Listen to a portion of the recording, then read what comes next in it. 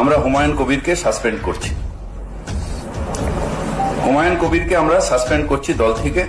দলের সাথে তার কোনো সম্পর্ক থাকবে না, দলের সাথে তার কোনো সম্পর্ক থাকবে না।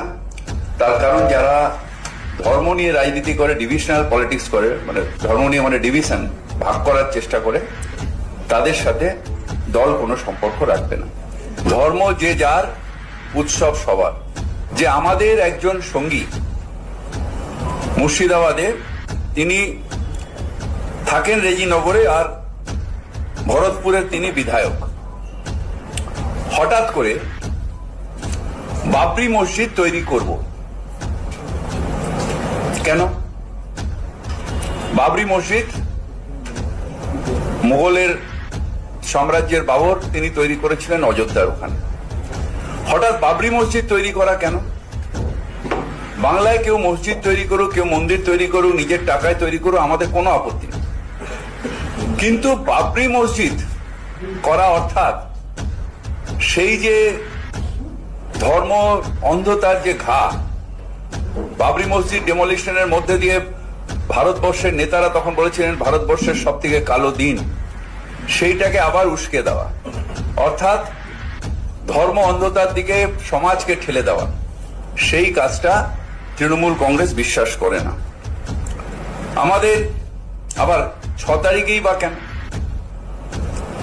কেন হুমায়ুন ভাই কেন অন্য নাম দিলেন না? অনেক শহীদ হয়েছেন, তাদের নামে কেন করলেন না?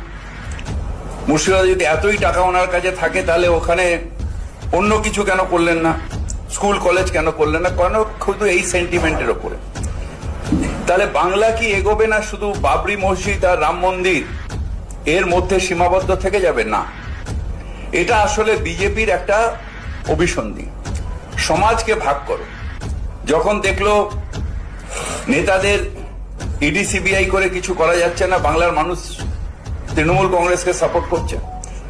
যখন দেখলো এসআইআর করে কিছু করা যাচ্ছে না, বাংলার মানুষ তৃণমূল কংগ্রেসের পাশে দাঁড়িয়ে আছে, তখন ডিভিশনাল পলিটিক্স, যেটা বিজেপি বিশ্বাস করে, সেই পলিটিক্সটা আবার সামনে আসার জন্য প্রত্যেক নির্বাচনের আগে একটা দুটো তৃণমূল কংগ্রেস থেকে গাদ্দারকে নিয়ে গিয়ে তারা এই কার্ডটা খেলে। এবার তারা হুমায়ুন ভাইকে ধরেছেন এবং আমার বিশ্বাস যে বিজেপির কথাতেই এই ডিভিশনাল পলিটিক্স অর্থাৎ সেটা করে। আপনি রেজিনগরে থাকেন, ভরতপুরের বিধায়ক, কেন বেলডাঙায় বাবরি মসজিদ হবে? কারণ